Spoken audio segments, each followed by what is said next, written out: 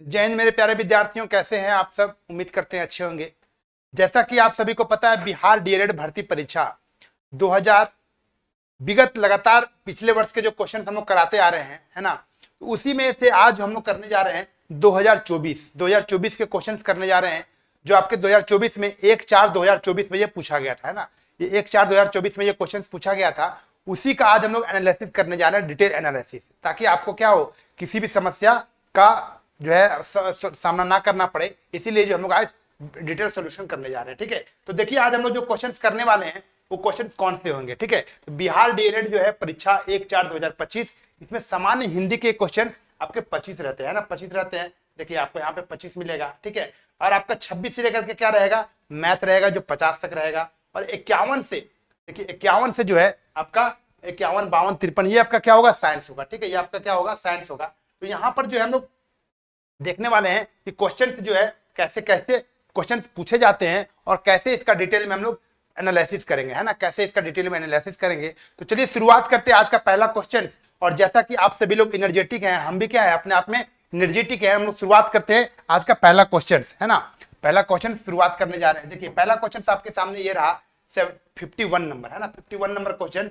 जैसा कि आपके सामने बोला गया है, क्या जैसा कि आपके सामने ये क्वेश्चन आपको बोला गया है कि पौधों के नस्लों में सुधार, यानी पौधा होता है, पौधा का नस्ल भी होता है, क्या पौधा का नस्ल होता है। जब सभी के नस्ल होते हैं, है ना, तो नस्लों के सुधार भी होते होंगे। तो नस्लों के सुधार यानी पौधा का जो नस्ल होता है उसमें सुधार करने के लिए क्या क्या चाहिए, लक्ष्य उत्पादित करना है ना, कौन कौन सा लक्ष्य को उत्पादित करना है, क्या क्या चीज इसमें होने चाहिए ताकि वो क्या हो, डेवलप्ड हो सके, उसकी प्रजातियां हो डेवलप्ड हो सके, ठीक है। तो सबसे पहले होना चाहिए क्या, रोग मुक्त प्रजाति। ये बिल्कुल सही बात है भाई, रोग मुक्त होगा तभी तो वो बढ़िया होगा। अगर हम ही लोग अपने परिप्रेक्ष्य में देखें, ठीक है, तो पता चलता है क्या कि खुद अगर रोग रहता है, खुद लोगों के अंदर रोग रहता है, तो वो स्वस्थ रह पाएगा क्या, कभी नहीं रह पाएगा। तो रोग मुक्त होना बहुत जरूरी है ना, लोगों को रोग मुक्त हो या पौधे को रोग मुक्त हो, सबको रोग मुक्त होगा तभी वो क्या होगा, एक स्वस्थ और एक शानदार तरीके से क्या कर पाएगा, वो पर्यावरण में रह पाएगा, ठीक है। उसके बाद बोला गया अधिक उपज देने वाली प्रजातियां। ये बिल्कुल सही बात है। अभी के समय में देखते होंगे, अभी के समय में ट्रेंडिंग चला हुआ है कि कौन सा नस्ल, है ना, कौन सा बीज लगाएं जो हमें क्या हो, अधिक से अधिक उपज दे, है ना, अधिक से अधिक उपज दे, ये बोला जाता है ना। ऐसा हम लोग को बीज भी आता है ना, दूसरे देश से हम लोग बीज को मंगाते हैं ताकि क्या हो, ज्यादा पैदावार हो सके। ये भी क्या होगा, बिल्कुल सही है। और ये भी क्या है, बिल्कुल सही है। तीसरा बोला गया शीघ्र परिपक्व होने वाली प्रजातियां, यानी खुद से परिपक्व, खुद से क्या हो, यानी ज्यादा छिड़काव उड़काव करने की जरूरत ना पड़े, ज्यादा उसमें जो है बीज वगैरह सॉरी खाद वगैरह देने की जरूरत ना पड़े, यानी शीघ्र पक जाए, है ना, शीघ्र पक जाए। जैसे आज हम लोग देखते होंगे शीघ्र पकने वाले की प्रजातियां जो होती है कम हो गई है ना, आम वगैरह, लीची वगैरह, है ना, या फिर और कुछ उसमें दवा का छिड़काव किया जाता है ना। पपीता हो गया, सेब हो गया, सब में क्या है, कम पके रहते हैं तो मीठा नहीं लगता है, उसमें क्या करता है, सिरिंज से डाल देता है, देखते होंगे सिरिंज डाला हुआ रहता है ना। सिरिंज से क्या करता है, उसमें सुई दिया रहता है, लौकी हो या फिर किसी भी चीज को अगर हम लोग खाते हैं तो उसमें क्या रहता है, परिपक्व नहीं हो पाता है, जिसके कारण उसमें क्या करता है, सुई का इंजेक्शन का प्रयोग करता है, ठीक है। तो ये सब जो तीनों का तीनों क्या है, तीनों का तीनों ये हमारा क्या है, बिल्कुल कथन सही है। तो सभी कथन जब सही है तो इसका डी ऑप्शन क्या होगा, बिल्कुल सही और सटीक उत्तर आपका क्या होगा, डी इसका जो है ऑप्शन हो जाएगा, ठीक है। डी इसका जो है राइट उत्तर आपका हो जाएगा, ठीक है। तो यहां पे चलते हैं नेक्स्ट क्वेश्चन पे और हम लोग शुरुआत करते हैं 52 नंबर क्वेश्चन। देखिए 52 नंबर क्वेश्चन कह रहा है क्या, द्विक्षारकीय अम्ल, है ना, द्विक्षारकीय अम्ल। अब द्विक्षारकीय बाबा होता क्या है, द्विक्षारकीय अम्ल होता क्या है इसके बारे में जानते हैं। द्विक्षारकीय अम्ल होता है, देखिए इतने कभी जानते होंगे H+ आयन, क्या होता है, H+ आयन होता है कि नहीं होता है, बिल्कुल ये होता है H+ आयन, है ना, H+ आयन इसको कहते हैं, H+ आयन। अब देखिए क्षारकीय बोला गया है, तो क्षारकीय अम्ल कैसे होगा, तो द्विक्षारकीय, द्विक्षारकीय का मतलब हो गया दो हो गया, दो हो गया, तीन हो गया, तो तीन हो गया, त्रि वाला हो गया, ठीक है। तो देखिए इसमें देखते होंगे आप एक हाइड्रोजन है, इसमें भी एक हाइड्रोजन है ना, इसमें भी देखते होंगे 3 हाइड्रोजन है, इसमें 2 हाइड्रोजन है, ठीक है। तो हाइड्रोजन की संख्या के कारण जो है क्षारकीय यहाँ पे क्या होता है, डिफर करता है, ठीक है। यहाँ पे क्षारकीय के कारण जो होता है ये आपका करता है, ठीक है। तो देखिए होंगे आप यहाँ पर ये दोनों जो होता है, दोनों को दोनों जो है आपका एक क्षारकीय है, क्या है ये, एक क्षारकीय है, क्या है ये, एक क्षारकीय है ना, एक क्षारकीय है, एक क्षारकीय है, ठीक है। ये देखिएगा आप 3 क्षारकीय है, क्या है ये, त्रिक्षारकीय है, त्रिक्षारकीय है, त्रिक्षारकीय है। तो ये क्या होगा, द्विक्षारकीय है। सही उत्तर हमारा क्या हो जाएगा, ये ये आपका डी जो है, डी इसका सही और सटीक उत्तर आपका क्या होगा, डी हो जाएगा। क्योंकि यहाँ देखिएगा एक एक हाइड्रोजन है तो एक क्षारकीय हो जाएगा, 3 हाइड्रोजन है तो 3 क्षारकीय हो जाएगा, और 2 हाइड्रोजन है तो 2 क्षारकीय हो जाएगा। हमको पूछा भी क्या था, 2 क्षारकीय अम्ल कौन सा होगा इसके बारे में बोला, ठीक है। सभी तो सभी एसिड ही है, सभी तो सभी क्या है, एसिड ही है, लेकिन द्विक्षारकीय और एक एक क्षारकीय के बारे में हमको पूछा था, तो सीधा सीधी हमारा डी इसका क्या होगा, बिल्कुल सही और सटीक उत्तर हमारा डी हो जाएगा। आगे देखिए बोला गया निम्नलिखित में से कौन सा प्रोपेनोइक है ना, प्रोपेनोइक अम्ल। पिछला जैसे कि हम लोग पिछला क्लास में हम लोग डिस्कशन कर चुके थे कि एक होता है तो मिथ, 2 होता है तो इथ, 3 होता है तो प्रोपेनॉल यानी प्रोप, और 4 होता है तो ब्यूटेन, और 5 होता है तो पेंटेन, 5 होता है तो पेंटेन, 6 होता है हेक्सेन। आगे तो हम लोग जो है बहुत सारा चीज जानते हैं, ठीक है। तो जैसे होता है एक, ठीक है, तो प्रोप हो गया तो यानी 4 होना चाहिए, क्या होना चाहिए, कार्बन की संख्या जो है वो 4 होना चाहिए, कार्बन की संख्या क्या होना चाहिए, 4। अब बताइए कार्बन की संख्या जब 4 होगा तो कहां पे कार्बन की संख्या 4 है, तो बताइए कार्बन की संख्या कहां आपको 4 नजर आ रहा है, ठीक है। तो 1 2 3 यहाँ पे 3 है, यहाँ पे देखिए 1 2 3 4 है, यहाँ पे बहुत ज्यादा है, ठीक है। तो बताइए कार्बन की संख्या 4 कहां पर आपको नजर आ रहा है, ठीक है, कार्बन की संख्या 4 कहां नजर आ रही है वहां पे आपको बताना पड़ेगा, ठीक है। तो देखिए यहाँ पे है ना कार्बन की संख्या प्रोपेनोइक है ना, प्रोपेनोइक, ठीक है। तो हमको देखिए यहाँ पे 1 2 3 है ना, 3 हो गया यहाँ पे। तो देखिए हमको यहाँ पे समझना पड़ेगा कि कैसे कैसे ये होता है, ठीक है, कैसे कैसे ये होता है। तो सही उत्तर हमारा देखिए यहाँ पे बी हो जाएगा, ठीक है। बी कैसे होगा, देखिए सबसे पहले हमको समझना पड़ेगा कि प्रोपेनोइक होता क्या है। तो कार्बन की संख्या जिसमें, सॉरी सॉरी सॉरी, कार्बन की संख्या 3 होता है, सॉरी सॉरी, एक मिनट, कार्बन की संख्या 3 होना चाहिए, है ना। कार्बन की संख्या जो है प्रोपेनोइक में कार्बन की संख्या 3 होता है, 4 जो होता है ना, 4 जो होता है वो ब्यूटेन में होता है, 4 जो होता है कार्बन की संख्या क्या होना चाहिए, कार्बन की संख्या 3 होना चाहिए, कार्बन की संख्या क्या होना चाहिए, 3 होना चाहिए, ठीक है। अब कार्बन की संख्या 3 किस में है, देखिए 1 2 3 यहाँ पे कार्बन है, यहाँ पे देखिए 1 2 3 4 5, ये तो होगा नहीं, ये तो होगा नहीं, ठीक है। 1 2 3 है ना, 3 यहाँ पर, लेकिन हाइड्रोजन देखिए 6 हो जा रहा है, हाइड्रोजन 6 हो जा रहा है, ऑक्सीजन की मात्रा 1 हो जा रही है, ठीक है। तो यहाँ पे देखना पड़ेगा यहाँ पे क्या होता है, देखिए C3 है ना, 1 2 3 4 5 5, C5 है ना, 1 2 3 4 5 ना, 5 H5 और COOH है ना, COOH है ना, यहाँ पे है ना, ये आपका हो जाएगा, ठीक है।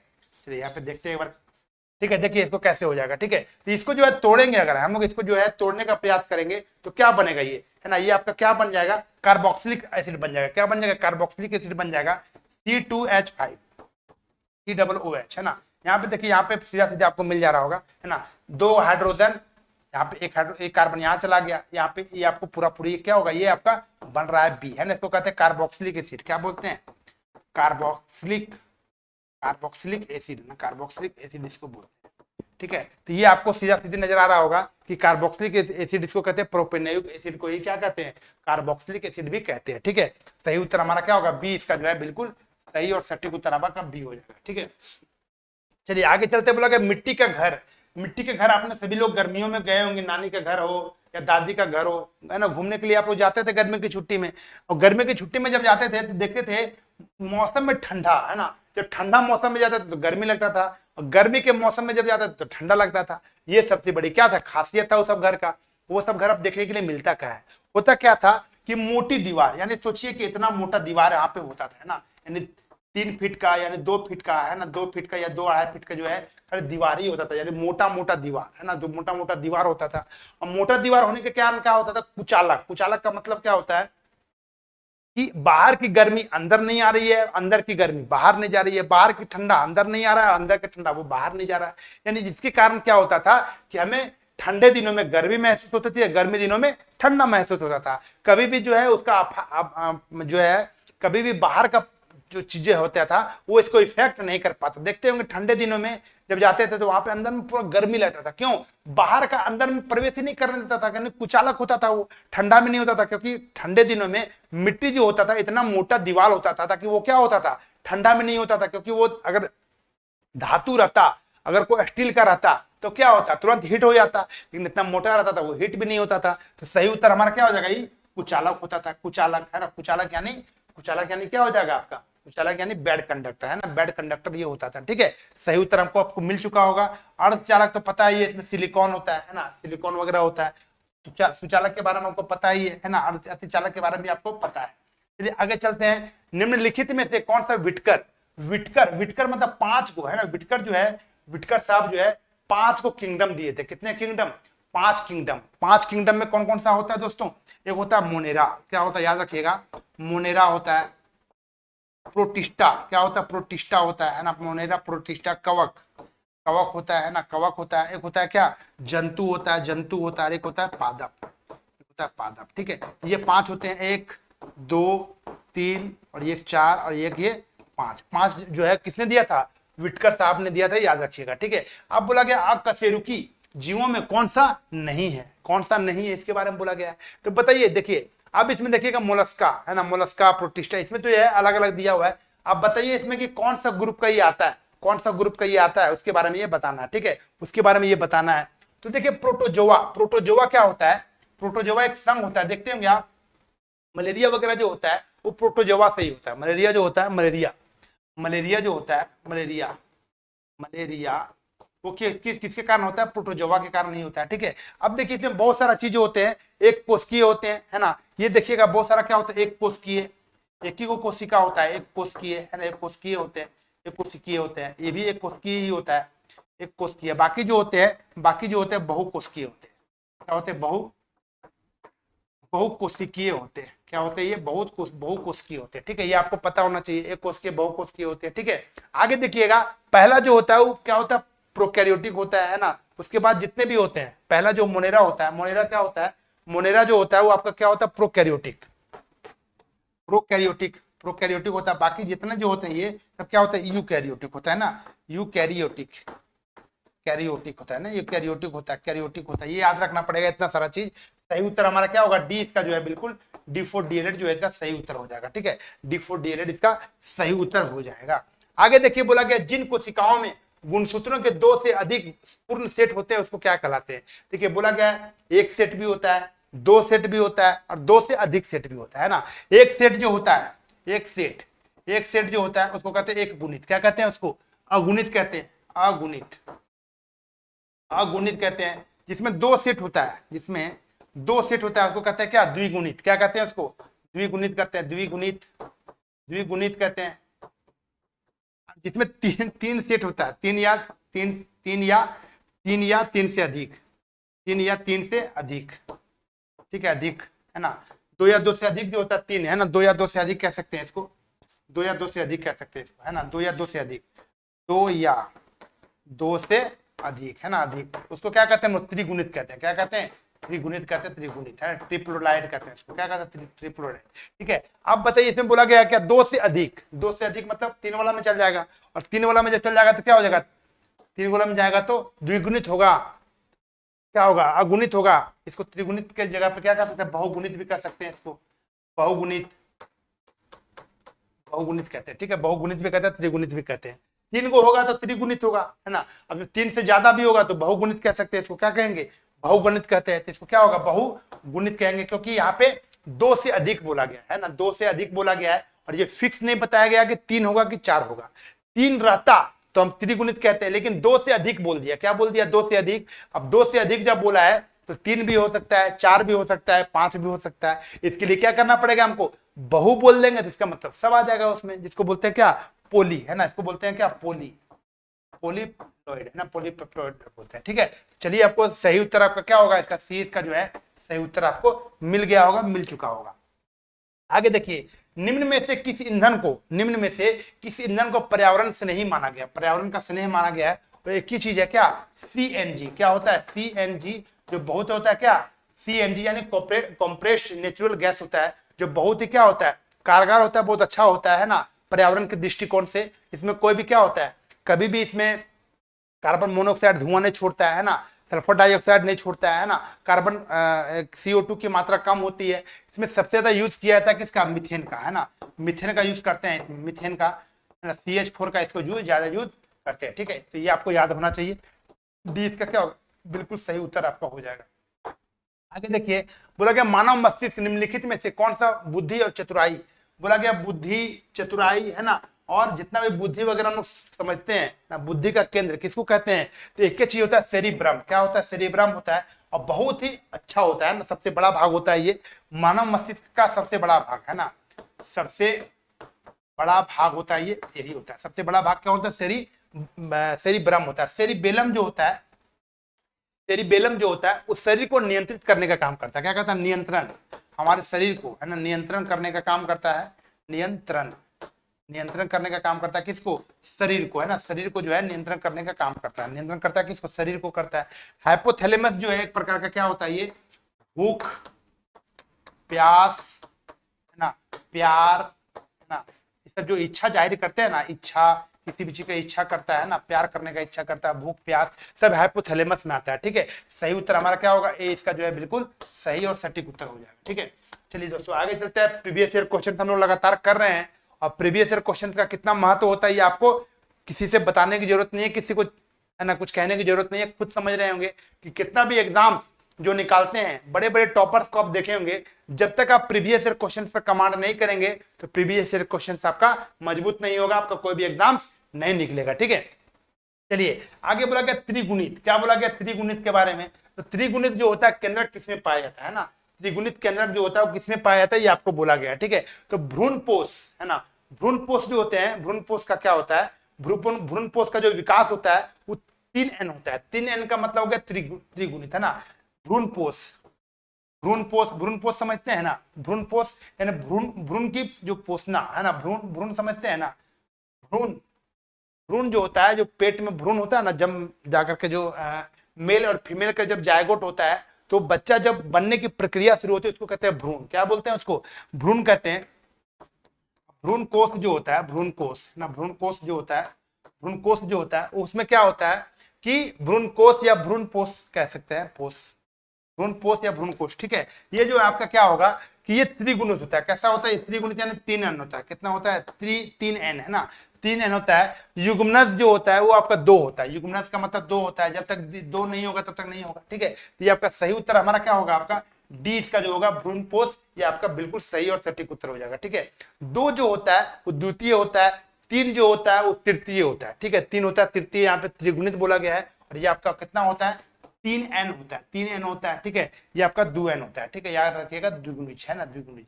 ठीक है, सही उत्तर हमारा क्या होगा? बिल्कुल डी इसका सही उत्तर हो जाएगा। बोला गया कोई कण एक समान चाल से एक वृत्त के अनुदिश गति कर रहा है, तो कण की गति क्या होगी? कण की जो है गति क्या होगी? तो आपको पता है वृत्त, वृत्त जो होता है, वृत्त में आप क्या क्या देख सकते हैं? एक फुटबॉल को लाया जाए, अब फुटबॉल एक तरफ से देखिएगा तब क्या दिखेगा? लंबाई और चौड़ाई, ये नहीं दिखेगा, लंबाई और चौड़ाई दिखेगा। यानी वो क्या दिखेगा? यानी वो एक्स ऐसे दिखेगा और एगो ऐसे दिखेगा, ये नहीं दिखेगा। और जब ऐसे और ऐसे दिखेगा तो क्या होगा? ये एक्स एक्सिस, एगो वाई एक्सिस, ये दिखेगा, ये दिखेगा। ठीक है, तो इसको कहते हैं हम लोग, क्या कहते हैं? 2D। क्या कहते हैं इसको? 2D कहते हैं, यानी 2 डायमेंशनल कहते हैं। क्या कहते हैं? 2 डायमेंशनल कहते हैं। जब हम लोग, है ना, ऐसे भी देखते हैं, यहाँ पे एक बार मिलाते हैं इसको। जब हम लोग जो है ऐसे देखते हैं, ऐसे, और यहाँ पे एक और देखते हैं, यानी तीनों तरफ से, यानी लंबाई चौड़ाई और गहराई तीनों जब देखते हैं, लंबाई चौड़ाई और गहराई जब तीनों देखते हैं, यानी एक्स वाई एक्सिस और ये जेड एक्सिस जब तीनों देखते हैं, यानी ये हमारा क्या हो गया? 3D। क्या हो गया? 3D कहते हैं, यानी 3 डायमेंशनल। क्या कहते हैं इसको? 3 डायमेंशनल कहते हैं, यानी 3 चीज देख सकते हैं, 3 तरफ से देख सकते हैं, है ना। देखते होंगे आप कोई चीज चमकता है ना, देखते होंगे 3D वाला जो आता है चमकता है, यानी उसका लंबाई चौड़ाई और गहराई तीनों दिखता है, तो क्या हो गया? 3D हो गया। यानी जिसमें लंबाई और चौड़ाई जो दिखता है उसमें क्या कहते हैं? सिर्फ और सिर्फ 2D हो गया वो। ठीक है, तो ये आपका देखते होंगे, इसमें जो है एक्स एक्सिस और वाई एक्सिस 2 ही बनता है, इसमें एक्स एक्सिस और वाई एक्सिस और जेड एक्सिस तीनों बनता है। ठीक है, इसलिए इसको कहते हैं क्या? 3D, इसको कहते हैं 2D। ठीक है, तो हमको यहाँ बोला गया वृत्त, वृत्त में जो होता है दो होता है ना, वृत्त में जो होता है देखते होंगे लंबाई और चौड़ाई होता है जो हमको दिख पाता है वृत्त में। ठीक है, तो कण की गति कैसी होगी? तो 2D होगा, 3D होगा, क्या होगा बताइए? तो द्विविमीय होगा। कैसे होगा? 2 विमीय या 2 आयामी कह सकते हैं उसको, 2D कह सकते हैं इसको, है ना, 2D। इसको सही उत्तर हमारा क्या होगा? बी इसका जो है, बी फॉर B.Ed इसका सही उत्तर आपका हो जाएगा। ठीक है, क्वेश्चन अगर आपको आंसर समझ में आ रहा होगा, क्वेश्चन अगर आपको बढ़िया लग रहा होगा तो एक बार वीडियो को लाइक करेंगे और सब्सक्राइब भी कर लेंगे चैनल को। ठीक है, बोला गया जी का वर्तमान मान कितना होता है? क्या होता है? जी का वर्तमान मान कितना होता है ये आपको बताना है। ठीक है, तो ये जी जो है एक प्रकार का क्या है? ये गुरुत्वाकर्षण नियतांक है। क्या है ये? गुरुत्वाकर्षण, गुरुत्वाकर्षण ना, गुरुत्वाकर्षण नियतांक है। क्या है ये? गुरुत्वाकर्षण नियतांक। गुरुत्वाकर्षण सार्वत्रिक नियतांक इसको कहते हैं ना, कांस्टेंट है ये, है ना। इसका वैल्यू जो है कभी भी चेंज नहीं होता है, इसका वैल्यू जो होता है वो फिक्स है ना, इसका वैल्यू जो है वो आपका क्या है, फिक्स है ना। और ये जो है आपका क्या होता है, इसका जो वैल्यू होता है आपका 6.673 इंटू 10 टू द पावर -11 है ना, -11 होता है ना, -11 गुने न्यूटन मीटर स्क्वायर पर केजी स्क्वायर है ना, पर केजी स्क्वायर ये होता है, ठीक है। तो ये आप याद रखिएगा, है ना, ये आपको पूछा जाता है ना, ये आपको पूछा जाता है। इसका सही उत्तर आपका क्या हो जाएगा, ए जो है ए इसका जो है सही उत्तर हो जाएगा। अब देखिए इसका खोज कौन किया था, जी का जो है खोज किया था, यानी उसका नामकरण किसने किया था, सबसे पहले प्रयोग किसने किया था, तो हेनरी क्वेंडिस ने। किसने किया था, हेनरी क्वेंडिस है ना, हेनरी क्वेंडिस ने किया था, है ना, हेनरी क्वेंडिस ने किया था। इसका याद रखिएगा, हेनरी क्वेंडिस ने बड़ा जी का मान और बड़ा जी का वैल्यू जो है सबसे पहले प्रयोग किया था और दिया भी था यही है ना। तो इतना सारा चीज आपको याद रखना, गुरुत्वाकर्षण का नियतांक क्या होता है, वैल्यू याद रखिएगा, और इसका जो न्यूटन मीटर स्क्वायर पर केजी स्क्वायर ये याद रखिएगा, न्यूटन मीटर स्क्वायर पर केजी स्क्वायर यही होता है आपका जी का वैल्यू, बड़ा जी का मान। और छोटा जी का अगर वैल्यू कहा जाए, छोटा जी का जो वैल्यू होता है वो आपको होता है 9.8 मीटर पर सेकंड स्क्वायर, ठीक है, याद रखिएगा, ठीक है, पर सेकंड स्क्वायर, ठीक है, ये याद रखिएगा इसको, ठीक है। चलिए आगे चलते हैं। नेक्स्ट आगे बोला गया है 62 नंबर, क्या बोला गया, 62 नंबर क्वेश्चन बोला गया 90 केजी पर मीटर क्यूब घनत्व, है ना, पर मीटर क्यूब घनत्व, यानी घनत्व जो होता है वो इसी में होता है ना, का एक ठोस तेल पर तैरता है, तैरना है। जब तैरने का गुण आ गया तो सीधा सीधी फ्लोटिंग का लगेगा। आर्किमिडीज का सिद्धांत आपको पता है, तैरने और डूबने का जो गुण होता है वो आर्किमिडीज का सिद्धांत में होता है। वह तेल 1000 केजी मीटर क्यूब घनत्व के पानी पर तैरता है ना। तो जो तेल का घनत्व केजी मीटर क्यूब में होना चाहिए, बताइए क्या होगा। तो आपको पता है जो तैरता है ना, तैरता है उसका घनत्व क्या होता है, उसका घनत्व जो होता है, घनत्व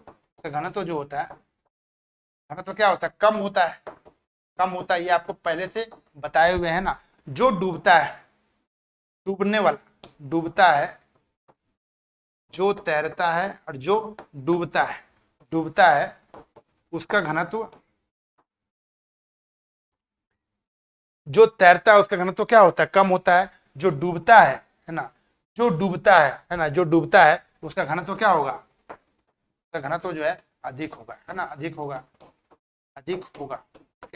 ये बात आपको समझ में आया होगा, है ना। जैसे आप बॉल को फेंके, बॉल तैर रहा है, यानी पानी का घनत्व से बॉल का घनत्व क्या है, कम है। अगर कोई लोहा को फेंक के लोहा डूब गया तो लोहा का घनत्व पानी से घनत्व से क्या है, ज्यादा है, यहाँ पे ये बोला गया, ठीक है। और ये जो होता है आपका लॉ ऑफ फ्लोटिंग जो होता है आर्किमिडीज के सिद्धांत पर काम करता है, ठीक है। तो बोला गया तेल का घनत्व क्या होगा, ठीक है। तो आप बताइए 900 और यहाँ पे 1000 उसके बीच में ही होगा, तभी ना वो तैरेगा, तैरने का बात बोला गया है, ठीक है। तो तेल का घनत्व कितना हो जाएगा आपका 950 है ना, ग्राम पर मीटर क्यूब होता है ना, पर मीटर क्यूब होता है, ये आपको याद रखना पड़ेगा, पर मीटर क्यूब होता है, पर मीटर क्यूब होगा, क्या होगा 950 किलोग्राम पर मीटर क्यूब, इसका सही उत्तर आपका हो जाएगा, ठीक है। इसका सही उत्तर आपका क्या होगा, ए इसका जो है बिल्कुल सही उत्तर हो जाएगा, ठीक है।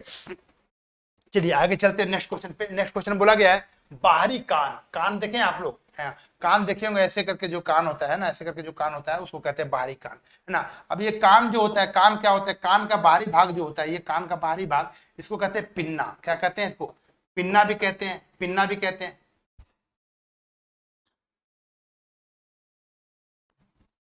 देखिए पिन्ना कहते हैं, क्या कहते हैं इसको, पिन्ना, है ना, पिन्ना कहते हैं, या कर्ण पल्लव भी कहते हैं। क्या कहते हैं, कर्ण पल्लव, यानी पल्लव का मतलब हो गया कि होता है ना, इस तरह का पंखा की तरह होता है, उसको कहते हैं कर्ण पल्लव, ठीक है। अब देखिए ये तो सीधा सीधी पूछा गया, क्वेश्चन पूछा गया था बाहरी कान क्या कहलाता है, इसका सही उत्तर क्या हो जाएगा आपका, ए तो सही उत्तर हो जाएगा, ठीक है। लेकिन इससे हम लोग नहीं छोड़ेंगे क्योंकि हमको डिटेल में आंसर करना है, ठीक है। अब देखिए इसमें और कुछ सीखना है, इसमें होता है 3 गो हड्डी, क्या होता है, 3 गो हड्डी होता है, और तीनों हड्डी का नाम क्या होता है, एक होता है मिलियस, क्या कहते हैं इसको, मिलियस, दूसरा होता है आई से इनकस, है ना, इनकस कहते हैं, और एक होता है अस्टेपिस, क्या होता है, अस्टेपी, है ना, अस्टेपी होता है, क्या होता है, अस्टेपी होता है। 3 गो हड्डी होता है, ठीक है। तो तीनों कान में पाया जाता है, और कान में जो होता है हड्डी वो एक प्रकार का कार्टिलेज होता है ना, बहुत ऐसा हड्डी होता है, लचीला होता है, देखते हैं पूरा मोड़ते हैं तो क्या होता है, मुड़ जाता है ना। ये हड्डी क्या होता है, लचीला होता है, ठीक है। सबसे छोटी हड्डी अगर बोला जाए, छोटी हड्डी तो कौन होता है? स्टेपिस होता है ना। स्टेपिस शरीर की सबसे छोटी हड्डी कहा जाए तो कौन होता है? स्टेपिस होता है। तो बड़ी हड्डी आपको पता है फीमर होता होगा, ठीक है। चलिए आगे चलते हैं नेक्स्ट। आगे देखिए जांघ की हड्डी। निम्नलिखित में से मिट्टी के कटाव का प्रमुख कारण क्या होता है? मिट्टी अगर कहीं कटता होगा बरसात में, देखे होंगे मिट्टी जनरली बरसात में ही कटता है, और बरसात में नदियां सब क्या होती है? उफान पे होती है। तो मिट्टी जब कटता है तो इसका मतलब हो गया कि पानी क्या हो रहा है? वहां पे बह रहा है, तभी तो मिट्टी कटेगा। वैसे तो मिट्टी हवा से तो कम मात्रा में बहती है, कटती है, लेकिन सबसे ज्यादा कटने का काम जो होता है वो बारिश से होता है। कैसे होता है? जल से होता है। सही उत्तर हमारा क्या होगा इसका? बिल्कुल सी का जो है सही उत्तर हो जाएगा, ठीक है। आगे देखिए बोला कि पृथ्वी के वायुमंडल में कार्बन गैस की मात्रा कितनी होती है, ठीक है। तो अब देखिए सबसे ज्यादा जो होता है वो आपका कौन सा होता है? तो आपका सबसे ज्यादा क्या होता है? CO2 की मात्रा, नाइट्रोजन की मात्रा, है ना, नाइट्रोजन की मात्रा होती है सबसे ज्यादा। जो होता है नाइट्रोजन जो होता है, आपको देखिए बताइए, नाइट्रोजन जो होता है उसका मात्रा कितना होता है? 78%। कितना होता है? 78% होता है। उसके बाद जो होता है ऑक्सीजन, है ना, ऑक्सीजन की जो मात्रा होती है वो कितना होता है? अप्रोक्स 21% होता है ना, बिल्कुल होता है। फिर आपको देखिए आगे जो होता है, आगे जो आपका एक और गैस होता है, क्या होता है? हीलियम। आपको हीलियम गैस होता है। कौन सा गैस हो जाता है बताइए कमेंट में, है ना। ऑर्गन, है ना, याद रखिएगा, ऑर्गन भी होता है, ऑर्गन, है ना, ऑर्गन भी होता है ना। उसके बाद आपका क्या होता है? कार्बन डाइऑक्साइड भी होता है, कार्बन डाइऑक्साइड भी होता है, ठीक है। कार्बन डाइऑक्साइड जो होता है वो आपका 0.03 से लेकर के 0.04 तक होता है, ठीक है, परसेंट में। ये जो होता है आपका 0.93% होता है, ठीक है ना, 0.93% होता है। तो ये सबसे नंबर 1 में आपका कौन होता है? नाइट्रोजन, दूसरा में जो होता है ऑक्सीजन, और तीसरा में जो होता है ऑर्गन, और चौथा में जो होता है आपका होता है, ठीक है। तो आपको यहाँ पे आप क्लियर हो गया होगा कि आपका आंसर क्या मारना पड़ेगा? 0.03 तो है नहीं, 0.04 ही मारना पड़ेगा, है ना। ये भी आपका आंसर सही होगा, क्या? सी इसका जो है बिल्कुल सही उत्तर आपका सी हो जाएगा, ठीक है। आगे देखिए बोला गया है प्रथम पृथ्वी सम्मेलन। देखिए इसकी पिछले सेट में हम लोग जो है लगातार करवाते आ रहे हैं, पिछले सेट में लगातार करवाए हैं हम लोग, है ना। डिस्कशन में आपको देखे होंगे लगातार ये तीसरा बार रिपीट हो रहा है ना, लगातार ये क्वेश्चन जो है पिछले 25 में भी पूछा गया, 24 में भी पूछा गया, लगातार ये क्वेश्चन जो है लगातार पूछे जा रहे हैं ना, पूछे जा रहे थे, यानी क्वेश्चन क्या है? बहुत इंपॉर्टेंट है। तो पृथ्वी का जो सम्मेलन हुआ था, है ना, पृथ्वी का जो प्रथम सम्मेलन हुआ था, प्रथम सम्मेलन जो हुआ था आपका कब हुआ था? 1992 में, है ना, 1992 में हुआ था। ये कहाँ हुआ था? रियो डी जेनेरियो में। कहाँ हुआ था? रियो डी जेनेरियो में हुआ था, है ना, जेनेरियो में। ये कहाँ है? ब्राजील में। कहाँ ये? ब्राजील में है, ब्राजील में है, ठीक है। अब पृथ्वी दिवस कब मनाया जाता है ये भी बता दीजिए, है ना। पृथ्वी दिवस जो है 22 अप्रैल को मनाया जाता है, 22 अप्रैल को मनाया जाता है। जल दिवस कब मनाया जाता है? 22 मार्च को मनाया जाता है, 22 मार्च को, है ना। और 22 मई को क्या मनाया जाता है? जैव विविधता दिवस भी मनाया जाता है। सही उत्तर क्या हो जाएगा इसका? रियो डी जेनेरियो, यानी ए इसका जो है बिल्कुल सही और सटीक उत्तर आपका हो जाएगा, ठीक है। देखिए आगे बोला कि सलाला जल विद्युत परियोजना, एक परियोजना है जिसका नाम है सलाला विद्युत परियोजना, है ना। भारत के किस राज्य में या किस केंद्र शासित प्रदेश में ये है? ये आपको पूछा गया है। राज्य का नाम भी बता सकते हो, केंद्र शासित प्रदेश का भी नाम बता सकते हैं। अगर आप लोग को कमेंट कर सकते तो कमेंट भी करके बताइए कि इसका सही उत्तर क्या होगा, ठीक है। तो देखिए इसका सबसे पहले सलाला जो है किस जल विद्युत परियोजना किस नदी पर है? तो चिनाब नदी पर। कहां पर है ये? चिनाब नदी पर। अब चिनाब नदी से आपको पता चलता होगा कि कहां पर पड़ता है ये? कश्मीर में। कहां पड़ता है ये? कश्मीर में, है ना। कश्मीर में, जम्मू कश्मीर में पड़ता है, ठीक है, जम्मू कश्मीर में पड़ता है। और ये जो होता है एक प्रकार का बहुत ही खतरनाक है, बहुत ही अच्छा कह सकते हैं इसको, ठीक है। तो ये कहां पर है आपका? डी इसका जो है बिल्कुल सही उत्तर आपका हो जाएगा, क्या? डी इसका जो है बिल्कुल सही उत्तर आपका हो जाएगा, ठीक है। डी इसका जो है बिल्कुल सही उत्तर हो जाएगा। अब इसका स्थापना की बात करते हैं, इसका स्थापना कब हुआ था, है ना। तो स्थापना जो है इसका, स्थापना, है ना, स्थापना जो हुआ था आपका 1987 में हुआ था। कब हुआ था ये? 1987 में। इस पर, है ना, चिनाब नदी पर जो है ना, एक बांध बनाया गया था जिसका नाम है सलाला जल विद्युत परियोजना लाया गया था, जिससे क्या होता है वहां के लोगों को बिजली बना करके दिया जाता है, ठीक है। चलिए आगे देखिए प्रतिरोध का सूत्र। प्रतिरोध का बराबर होता है, प्रतिरोध को जो है इससे डिनोट भी करते हैं, डिनोटेड हो गया, आर से भी इसको डिनोट करते हैं, ठीक है। अब देखिए ओम्स का लॉ से जो है इसको निकाला जाता है। ओम का नियम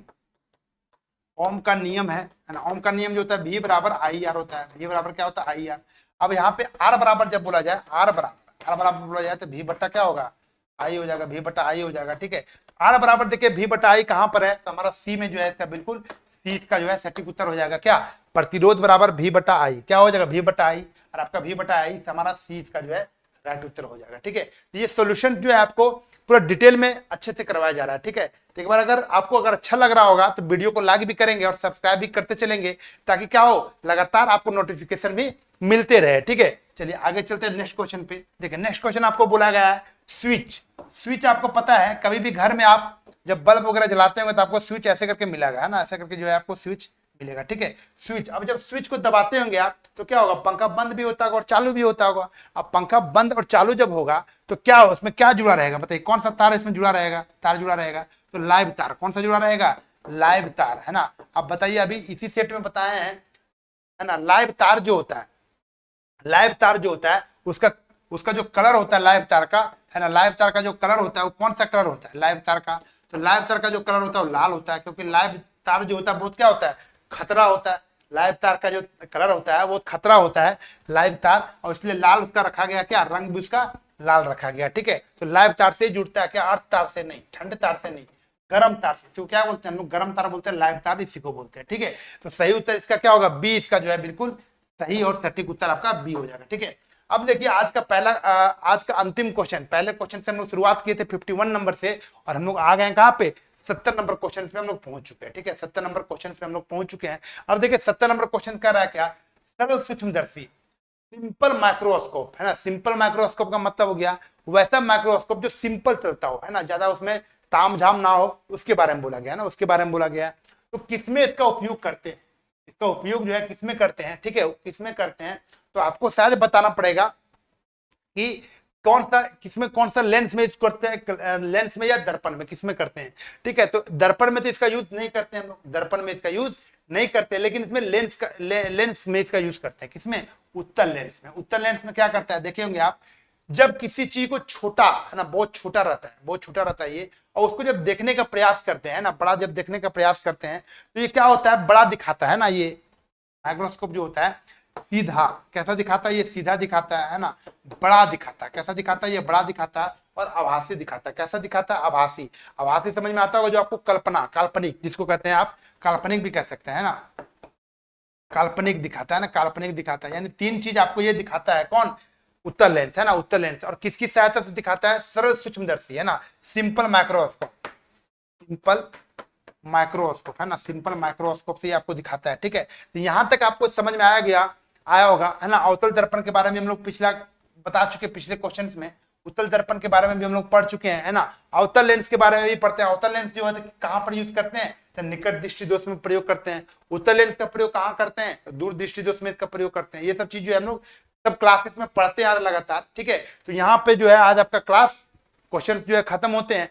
ठीक है, अब हम लोग देखिए थोड़ा सा हम लोग इन्फॉर्मेशन भी रख लेते हैं कि कहाँ पे ये समस्या आती है। ठीक है, देखिए आगे आपको ये नजर आ रहा होगा unique test pass, unique test pass नजर आ रहा होगा, और आपको यहाँ पे 5000 क्वेश्चन जो है मिलते हैं ना, 5000 क्वेश्चन, 5000 टेस्ट आपको मिलेंगे डिफरेंट एग्जाम के, है ना। जिस चीज की भी आप तैयारी करते होंगे उसका आपको टेस्ट पास भी मिलेगा, ताकि आप क्या कर सके, इसको अच्छे से बना सके।